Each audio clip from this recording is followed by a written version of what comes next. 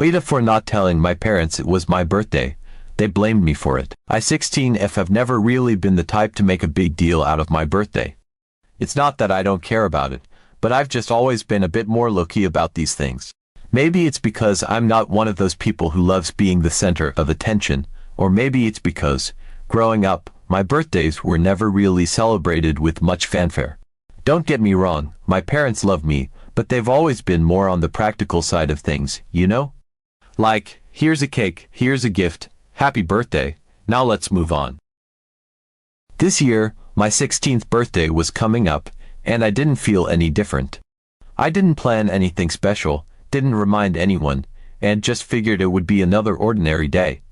The night before, I went to bed like usual, with no real expectations.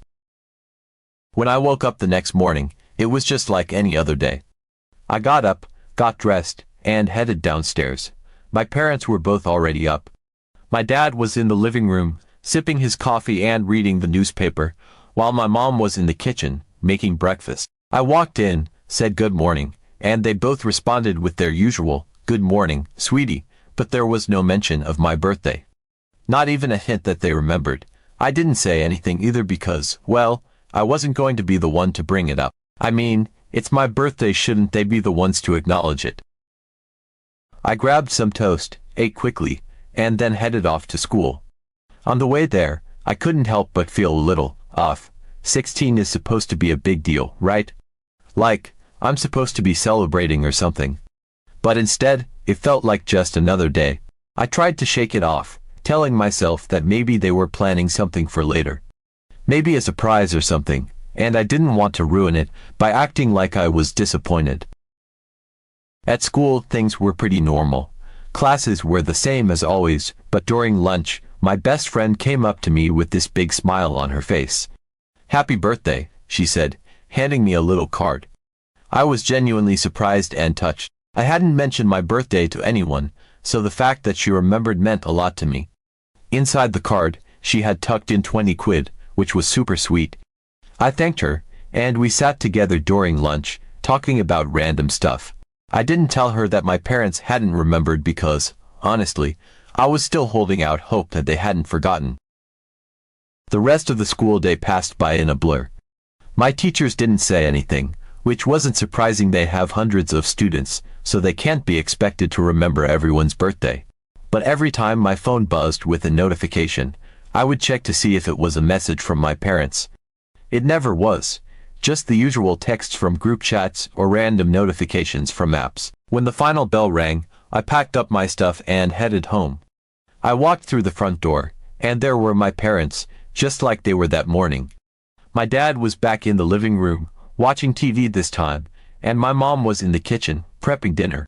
They both greeted me with the same casual "Hi, sweetie," as always, and I felt this weird mix of emotions: disappointment, confusion, maybe a little anger. But I didn't say anything. I just nodded and went upstairs to my room. I tried to distract myself by hopping on Minecraft with some friends. We played for a couple of hours, and it was fun, but that nagging feeling in the back of my mind wouldn't go away. Did they really forget? It seemed impossible, but as more time passed, the more it seemed like they had. Eventually, I got hungry and decided to go downstairs to see if dinner was ready. When I got to the kitchen, I saw that my mom had made fried rice. It's one of my favorite meals, so a part of me thought maybe, just maybe, this was her way of acknowledging my birthday without making a big deal out of it. But there were no candles, no cake, no happy birthday, nothing. Just a regular dinner. We sat down to eat, and the conversation was the same as it always was. How was school, any homework, that sort of thing. I wasn't going to be the one to bring it up. I just couldn't.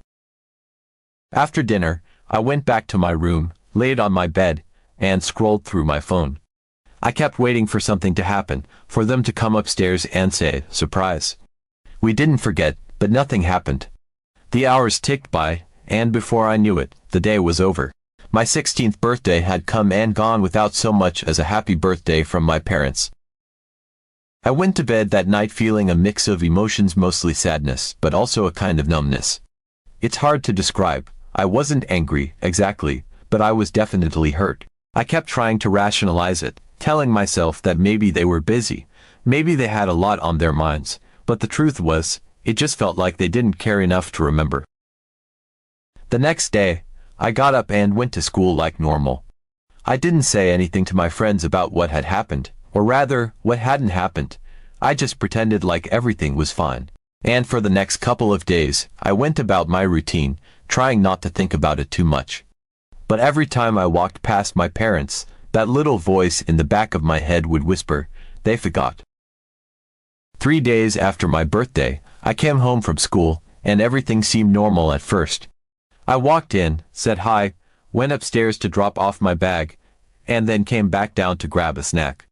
But as soon as I walked into the kitchen, I could tell something was off. My mom was standing there, arms crossed, and she looked pissed, like really pissed. "Why didn't you tell me it was your birthday?" She practically yelled as soon as she saw me. I was stunned. I didn't know what to say. "You didn't say anything. How was I supposed to know?" "Why didn't you remind me?" she continued, her voice getting louder with every word. I stood there, speechless, trying to process what she was saying. Was she really blaming me for them forgetting my birthday? "I didn't think I had to remind you," I finally managed to say, my voice small. "It's my birthday. I thought you'd remember." That only seemed to make her angrier. She went on and on about how I should have said something, how I should have reminded them, how it was basically my fault that they forgot. I couldn't believe what I was hearing. It felt like I was in some kind of twisted dream. How was this my fault? Shouldn't they be the ones apologizing for forgetting?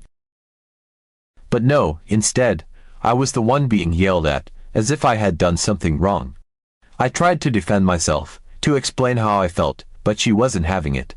She was so mad that she ended up grounding me and taking away my phone. It was like she needed to blame someone, and I was the easiest target. The next morning, I woke up with this heavy feeling in my chest. The whole thing from the night before was still fresh in my mind, and I couldn't shake the frustration and hurt. I got ready for school in a daze, my mind replaying the argument with my mom over and over again. It was so surreal that they forgot my birthday and then somehow made it my fault. But what really stung was the fact that I was grounded and had my phone taken away because of it. Like, how does that even make sense? I trudged my way to school, my head down, just trying to get through the day. As soon as I walked through the gates, my best friend spotted me and waved me over. She could tell something was off just by looking at me. "What's wrong?" she asked as soon as I got close. Her concern was written all over her face, and it was that genuine look that made everything I'd been holding back suddenly come flooding out.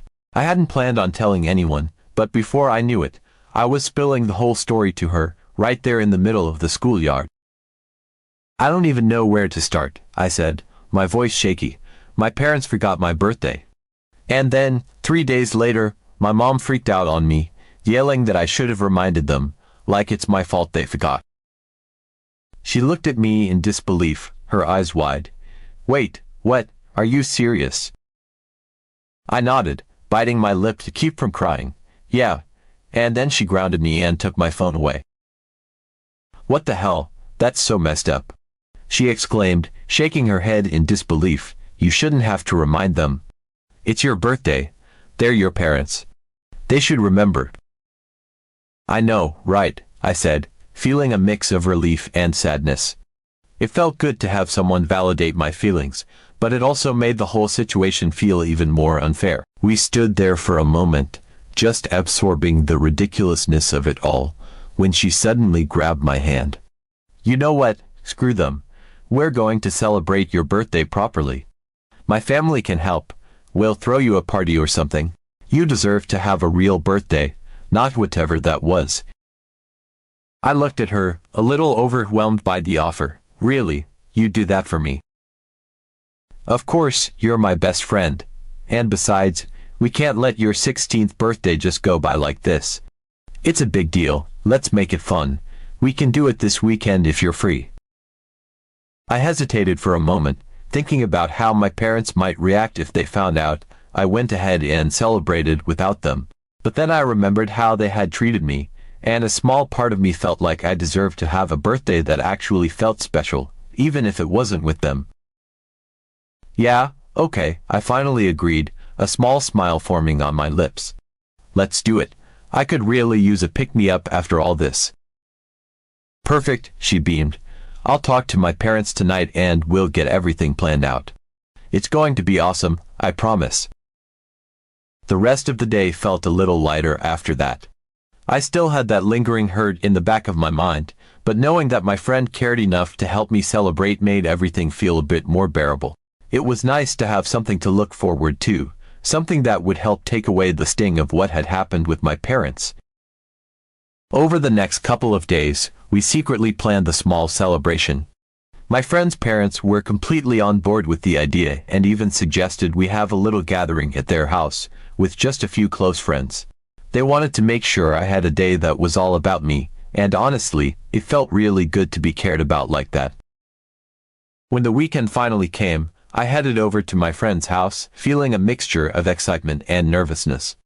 I hadn't told my parents about the party. I figured if they weren't going to acknowledge my birthday, they didn't need to know about this. It wasn't like I was doing anything wrong, but a part of me still felt a bit guilty for going behind their backs. As soon as I walked into my friend's house, I was met with a chorus of happy birthday from everyone there. They had decorated the living room with streamers and balloons, and there was even a homemade cake sitting on the table, complete with 16 candles. It was simple, but it was perfect. I was honestly touched by how much effort they had put into making the day special for me. It wasn't about the decorations or the cake, it was about the fact that they cared enough to do this for me, especially after everything that had happened with my parents. We spent the afternoon hanging out, playing games, and just enjoying each other's company. My friend's mom had even made some of my favorite snacks, and we all gathered around the table, laughing and talking like it was any other birthday party. But for me, it was more than that. It was the celebration I hadn't gotten from my own family, and it meant the world to me. At one point, my friend pulled me aside and handed me a small gift. "I know you said you didn't want anything big," she said with a smile, "but I wanted to get you something special. Just something to remember today by." I opened the box and inside was a delicate necklace with a small charm, a tiny heart. It was simple, but it was beautiful, and I could feel my eyes welling up with tears. "Thank you," I whispered, hugging her tightly. "This is perfect." As the day went on, I felt this overwhelming sense of gratitude for my friends and their family. They had gone out of their way to make sure I had a special day, even when my own parents hadn't.